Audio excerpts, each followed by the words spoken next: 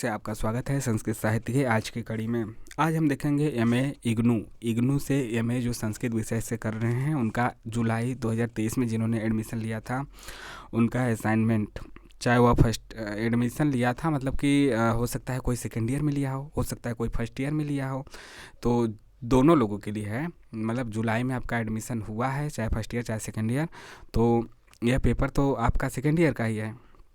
यदि क्या होता है कि बहुत से लोग फर्स्ट ईयर में पेपर नहीं दे पाते हैं, लेकिन सेकेंड ईयर में इग्नू में क्या होता है, आप भले ही फर्स्ट ईयर में एक भी पेपर ना दिए हों तब भी आप सेकेंड ईयर में एडमिशन लेने के लिए एलिजिबल रहते हैं और आप अगले 6 महीना में जो पेपर होगा उसमें भी बैठ सकते हैं या फिर दोनों सेकेंड ईयर फर्स्ट ईयर दोनों का एक साथ भी दे सकते हैं। इग्नू में एक फ़ायदा यही है कि आपका साल बर्बाद नहीं होने देता है। भले ही आप फेल हो जाएं, भले ही एक को पेपर नहीं दे फर्स्ट ईयर में, तब भी आप सेकेंड ईयर में एडमिशन ले सकते हैं और सेकेंड ईयर में दोनों साल के पेपर को एक साथ दे सकते हैं, एक साल पास हो सकते हैं और आपका मार्कशीट तुरंत बन जाएगा। तो यही फ़ायदा है।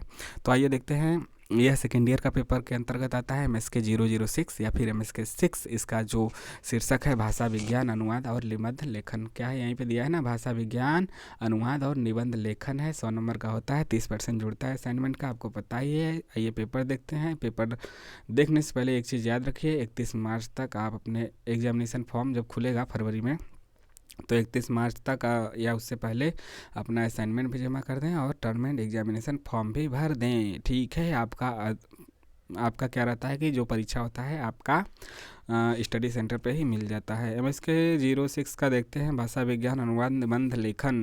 टेलीग्राम से भी जुड़िए, डिस्क्रिप्शन बॉक्स में उसका लिंक है, मैसेज बॉक्स में भी है। इसके अलावा चैनल को सब्सक्राइब भी कीजिए, लाइक शेयर तो करते रहिए। क्वेश्चन है ये, देखते हैं। 5 क्वेश्चन करना है, किन्हीं 5 प्रश्नों के उत्तर दीजिए। 15-15 नंबर का है, विस्तृत वर्णन है। आप पूछेंगे सर कितने पेज में किया जाए, 5 से 6 पेज में प्रत्येक क्वेश्चन को करने की कोशिश कीजिए। कम से कम 5 से 6 बता रहे हैं तो कम से कम 5, ज़्यादा से ज़्यादा 6, बहुत ज़्यादा तो 7। बहुत ज़्यादा मतलब कोई लिखना तो चाहेगा नहीं, तो 5 से 6 इसीलिए हम रेंज दे दे रहे हैं। प्रश्न एक है, क है ध्वनि विज्ञान की उपयोगिता और शाखाओं पर लेख लिखिए। भाग मत ठहर। ध्वनि विज्ञान की उपयोगिता और शाखाओं पर लेख लिखिए। ख है अर्थ परिवर्तन के कारणों पर प्रकाश डालिए। प्रकाश मतलब लाइट से प्रकाश नहीं डालना है बल्कि लिखना है। वहाँ पे सर पूछेंगे कि आप लोग की पूरा संस्कृत में लिखें कि हिंदी में लिखें, तो आप ऐसा कीजिए ना कि बहुत संस्कृत आपको आता है, बहुत संस्कृत लिखने का मन भी है, तो 70% हिंदी में उसका वर्णन कीजिए, बीच बीच में संस्कृत 30%। हर पेज पे मतलब कि 70-30 का अनुमान लगाइए। मतलब कि कितना लाइन होगा, 20 लाइन होगा। 20 लाइन होगा तो 17 लाइन हिंदी में लिखिए, 3 लाइन संस्कृत में लिखिए। इसी प्रकार से रेशियो लेके चलिए। ग है लिपियों के विकास पर लेख लिखिए। और बहुत ज़्यादा आप संस्कृत लिखना चाहते हैं तो 50-50 कर लीजिए। बहुत ज़्यादा है नहीं कि पूरा संस्कृत में लिखना, मतलब कोई अनिवार्यता नहीं है, कोई अनिवार्यता नहीं कि पूरा आपको संस्कृत में लिखना है। पूरा हिंदी में लिखेंगे तो थोड़ा सा नंबर कम मिलेगा। 80-20 मतलब 80% हिंदी 20% संस्कृत, या फिर 70% हिंदी 30% संस्कृत मिला के लिखेंगे तो ज़्यादा बेटर होगा। और लिपियों के विकास में कहने का मतलब आपको जो क्वेश्चन पूछा जा रहा है वह निकल के आना चाहिए। भाषा उसमें व्यवधान नहीं होना चाहिए कि इसी भाषा में हमें करना है। आप संस्कृत का पेपर है तो थोड़ा सा संस्कृत रहेगा तो ज़्यादा बेटर रहेगा। तो इसीलिए वह आपकी चीज़ें निकल के आनी चाहिए, वह समझ में आना चाहिए। यह नहीं कि केवल नंबर के लिए कर रहे हैं और चीज़ें निकल के नहीं आ पा रही हैं। वो चीज़ें निकल के आनी चाहिए, जो क्वेश्चन में पूछा जा रहा है वह सही होना चाहिए, भाषा कोई भी हो। तो हम बता दिए बेटर नहीं रहेगा, 80-20 का रूल अपनाइए। 80% संस्कृत, 80% हिंदी और 20% संस्कृत। और जहाँ पे एक आध दो क्वेश्चन हम सभी असाइनमेंट देखें, सभी 8 असाइनमेंट, 1-2 जगह बस लिख दिया है कि इसकी संस्कृत में व्याख्या कीजिए, सप्रश्न संस्कृत में व्याख्या कीजिए, तो वहाँ पे आपको पूरा संस्कृत में लिखना है। बाकी कहीं भी नहीं है, 1-2 क्वेश्चन में ही ऐसा बस किया गया है कि संस्कृत में ही व्याख्या करनी है उसके, बाकी कहीं भी नहीं लिखा है कि संस्कृत में कीजिए। तो वहाँ पे 80-20 80% हिंदी, 20% संस्कृत लिखिए। अगला है लिपियों के विकास पर लेख लिखिए, हो गया। घ है वाक्य विज्ञान पर लेख लिखिए। अंग है अनुवाद के नियमों को उदाहरण की सहायता से स्पष्ट कीजिए। च है ध्वनि परिवर्तन की व्याख्या कीजिए। तो 5 प्रश्नों के उत्तर यहाँ पे आपको देने थे, क ख ग घ अंग च, यानी कि 6 में से आपको 5 प्रश्नों के उत्तर यहाँ पे देने हैं, कोई भी 5। चलिए आगे देखते हैं। 15 पूरे 75 नंबर यहाँ पे हो गया और 15 नंबर का यह निबंध है। निबंध इसका शीर्षक भी था, निम्न में से किसी एक पर संस्कृत में निबंध लिखना है। देखिए यहाँ पे बोल दिया है कि संस्कृत में निबंध लिखना है, तो संस्कृत में लिखना है क्योंकि पेपर संस्कृत का है।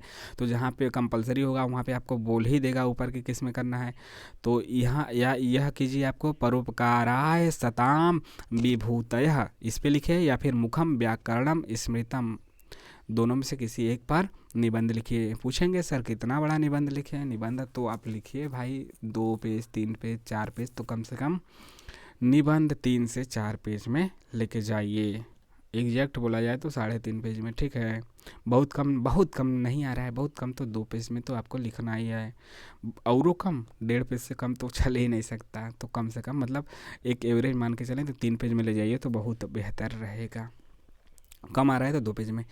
प्रश्न 3 है निम्नलिखित में से किसी एक का हिंदी में अनुवाद करना है। संस्कृत में दिया है, हिंदी में आपको अनुवाद करके लिख देना है। सीधे बस लिखना है कि हिंदी अनुवाद, फिर अनुवाद करके लिख देना है। 10 नंबर का है यहाँ पे, अयमेव अहोरात्रम जनयति से लेके आपका गुरु सेवन पटुर्वी प्रबटुह तक आपको करना है। यह नहीं करना चाहते, अथवा भी दिया है। ख तिमिरोदगति है से लेके आपका योवान विपलब्ध, यहाँ तक यह वाला कीजिए। 10 नंबर का है, संस्कृत में इसका दिया है, हिंदी में अनुवाद कर दीजिए। यहाँ पे आपका हो गया 15 यहाँ पे 15 10 25 यहाँ पे, और 75 15 5 75 यहाँ पे। 100 नंबर का हो गया। 30% इसका आपके मार्कशीट में जुड़ेगा। कैसा लगा जरूर बताइएगा। असाइनमेंट उसमें हमने दिखाया था 30 अप्रैल दिया था ना, हर बार बढ़ा के 30 अप्रैल दे देता है डेट, लेकिन आप बढ़ाने की उम्मीद क्यों करेंगे?